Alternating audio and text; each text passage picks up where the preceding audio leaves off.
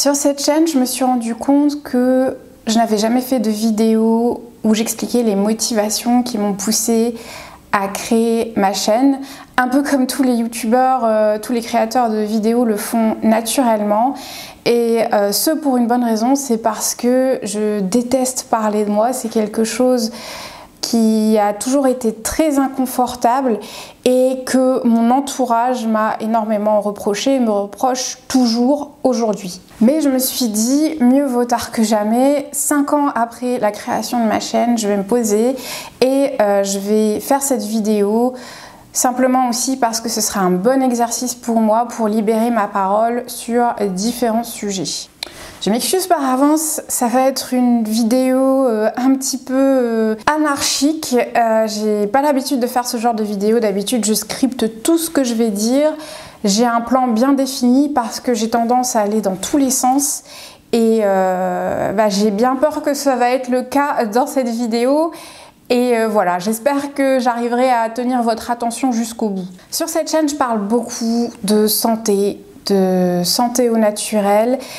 Et ce pour une bonne raison, c'est parce que j'ai grandi dans la maladie. Aussi loin que je me souvienne, dans ma famille, il y a toujours eu des problèmes de santé. Et c'était des problèmes de santé assez lourds. Franchement, je crois que toutes les pathologies possibles et inimaginables sont passées au sein de ma famille. Cancer, diabète, maladies cardiovasculaires, pathologies neurodégénératives. Et donc c'est des pathologies assez lourdes qui ont touché mes proches. Vraiment ma famille très proche. Donc ça a été un vrai traumatisme pour moi parce que j'ai passé mon enfance dans les hôpitaux et ça m'a sensibilisée très tôt à la prévention, à prendre soin de soi, à prendre soin de sa santé. Il vaut mieux prévenir que guérir, je pense que ce leitmotiv, vous l'avez tous entendu et c'est un petit peu le leitmotiv de ma chaîne. J'essaie de partager au maximum des conseils de santé au naturel, de médecine douce, de médecine alternative pour prévenir toutes ces maladies dégénératives dont notre société souffre malheureusement énormément. Et il s'avère que je suis également scientifique de formation, j'ai étudié la biochimie, et la nutrition et les sciences agroalimentaires. J'ai un master dans ce secteur-là, même si actuellement je me suis reconvertie, je ne travaille plus du tout dans ce secteur-là, mais j'ai quand même un bagage assez intéressant et je trouvais que créer une chaîne où je parlais de nutrition, d'alimentation, de prévention, ça faisait sens au vu du parcours scientifique que j'ai eu. J'essaye toujours un maximum de valider tout ce que je vous présente par des preuves scientifiques pour vous donner des pistes concrètes.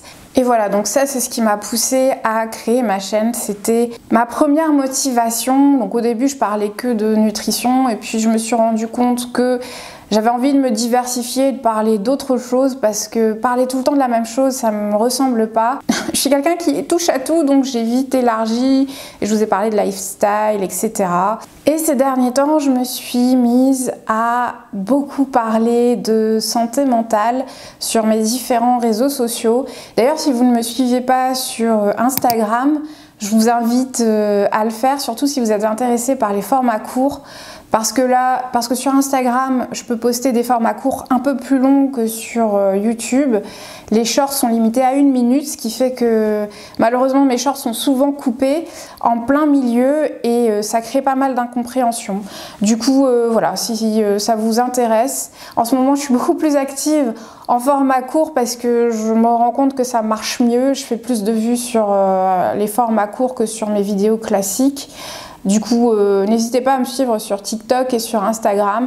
Je vous mettrai le lien de mes réseaux sociaux en barre d'infos si ça vous intéresse. Concernant la santé mentale, j'ai toujours été mal à l'aise à l'idée d'en parler parce que j'ai été élevée avec cette mentalité à l'ancienne, à la dure, où à partir du moment où ça va, où ta santé physique est ok, où matériellement ça va, et bien la santé mentale c'est accessoire, ça sert limite à rien, c'est quelque chose qui n'existe pas limite. Enfin, vous voyez Je pense que ça doit parler à certains, surtout ceux qui sont de ma génération, quand tu as été élevé à la dure, ou en gros, quand tu subis un trauma, ben, tu te tais et tu te relèves et tu continues et basta. Alors, spoiler alert, c'est une très mauvaise façon de voir les choses parce que ça te conduit tout simplement à enfouir tes émotions, à les invalider, à ne pas leur laisser la place d'être et d'exister. Et quand tu réfléchis bien, c'est totalement contradictoire parce que c'est le propre de l'humain de ressentir des émotions. On vit pour ressentir des émotions et ces émotions sont là pour nous indiquer des choses. Et c'est clairement l'attitude que j'ai adoptée depuis mon plus jeune âge. C'est-à-dire que je ne laissais pas la place à mes émotions d'être, je les ai enfouies et j'ai fait comme si elles n'existaient pas. J'ai adopté l'attitude tais-toi et avance. C'est pas grave, tes problèmes n'existent pas, t'es forte, tu vas faire fi de ce qui s'est passé et tu vas te relever comme tu l'as toujours fait. Et je vous déconseille d'adopter cette attitude-là parce que enfouir ses émotions, bah, c'est logique, hein, c'est une très mauvaise chose. Au bout d'un certain temps, ça finit toujours par péter, par exploser et malheureusement, quand ça explose, ça atteint votre santé physique. Et en général, ça conduit à des burn-out, à des dépressions et ça peut même être pire, hein, ça peut conduire à des maladies auto-immunes, des cancers, ça peut conduire au diabète, etc., etc. Voilà, donc il faut vraiment laisser libre cours à ses émotions. C'est aussi un rappel que je me fais parce que ces derniers temps, ça a été très compliqué pour moi. Je vous en ai parlé de façon très évasive dans certains de mes vlogs l'année dernière et il y a 1 an et demi. Mais la dernière année a été très compliquée pour moi sur plein d'aspects, professionnels, personnels, enfin vraiment dans tous les aspects de ma vie en fait, j'ai pas mal douillé. Et l'attitude que j'ai adoptée, c'est de faire comme si de rien n'était et d'aller de l'avant sans laisser libre cours à mes émotions, la place de s'exprimer. Et j'ai fini en burn-out et en dépression nerveuse et pour vous dire, je m'en suis même pas rendu compte en fait. C'est les gens autour de moi qui m'ont dit Assia, t'es en dépression, Assia, t'es en burn-out. Franchement, je l'ai pas du tout venir et c'est venu vraiment de façon très insidieuse. C'est-à-dire que j'ai commencé par perdre de l'appétit, donc je ne m'alimentais plus. Je pouvais passer une journée complète sans manger, en prenant juste mon matcha le matin et j'arrivais à tenir toute la journée. Je continuais à fonctionner, je faisais mon sport, j'allais bosser et j'ai perdu du poids petit à petit sans que je m'en rende compte encore une fois.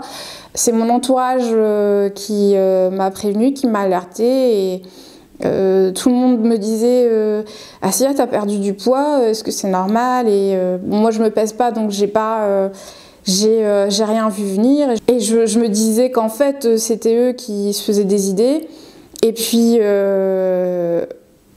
j'ai commencé à faire des insomnies de façon chronique. Pendant plus de 6 mois, j'ai fait des insomnies, je vous en avais parlé également. Et là, voilà, là, ça a été l'explosion et je me suis rendu compte qu'effectivement, il y avait quelque chose qui n'allait pas. Et le pire dans tout ça, c'est que j'ai éprouvé de la culpabilité d'être dans cet état-là parce que, encore une fois, je me disais que j'avais pas le droit d'être en dépression, que j'avais pas le droit d'être en burn-out parce que j'étais dans une situation où physiquement, matériellement, j'avais pas à me plaindre en fait. Et ça a également coïncidé avec le contexte géopolitique en Palestine. Je me suis remise en question et je me suis dit voilà, il y a un génocide qui est en cours. Ce qui se passe en Palestine, c'est horrible. Toi, t'as pas le droit d'être en dépression, t'as pas le droit d'aller mal. Et voilà, ça a engendré énormément de culpabilité et de remise en question de mon côté. Et ça n'a fait qu'ajouter à mon mal-être général. Et voilà, c'est un travail que je suis encore en train de faire.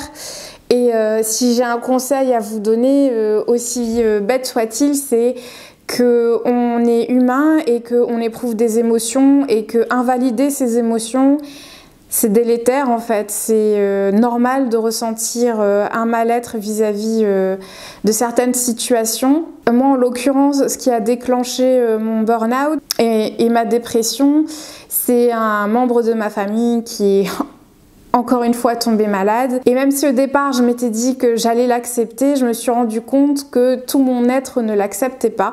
Le contexte géopolitique c'est une chose, mais votre vie, vos émotions, ce que vous vivez, ce qui touche vos proches, c'en est une autre aussi. Et vous avez le droit d'éprouver de la tristesse et du désarroi quand une maladie touche un membre de votre famille. Alors je dis ça pour moi aussi parce que j'essaye de me convaincre. Le contexte géopolitique en Palestine m'a également fait me rendre compte que j'avais une chance inouïe d'avoir encore mes proches à côté de moi, même s'ils sont malades. Donc ça m'a permis également de relativiser. Alors je ne vais pas parler dans cette vidéo de ce que j'ai fait, de ce que je suis toujours en train de faire pour essayer de soigner mon burn-out et ma dépression, mais j'ai déjà partagé pas mal sur le sujet en format court et j'ai toute une playlist santé mentale, je vous la mettrai en barre d'infos, mais vous inquiétez pas, je vais sortir très prochainement une vidéo où je vais expliquer tout ce que j'ai fait en détail pour me soigner naturellement, pour soigner naturellement un burn-out et une dépression.